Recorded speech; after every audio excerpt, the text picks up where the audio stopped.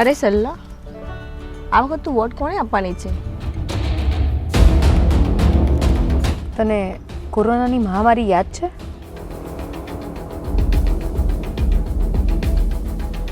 હા, એ સમય કેમ ભૂલાય?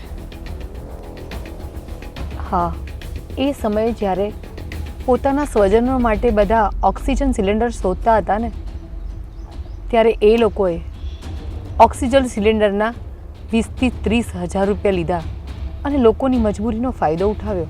એવા સમયે આપણા વિમલભાઈ ચુડાસમા આપણી વારે આવ્યા, ઓક્સિજન સિલિન્ડરો ફ્રી કરાવ્યા અને એટલું જ નહીં, હોસ્પિટલોમાં બેડ ફ્રી અને પોર્ટેબલ ઓક્સિજન મશીન નંખાવ્યા. એવા સમયે પોતાના જ પોતાનો સાથ છોડી દે છે ત્યારે આપણા વિમલભાઈ ચુડાસમા ખડે પગે ઊભા રહ્યા અને લોકોની મદદ કરી. તું જ કે હવે એવા સેવા કરનારા માણસને હું કેવી રીતે ભૂલી જાઉં? આ વખતે મારો વોટ વિમલભાઈ ચુડાસમાને અને એમની ટીમને. શ્રી વિમલભાઈ ચુડાસમા તો સેવાભાવી વ્યક્તિ છે. શ્રી વિમલભાઈ ચુડાસમા અને તેમની ટીમને મત આપી નગરપાલિકાની ચૂંટણીમાં વિજય બનાવો.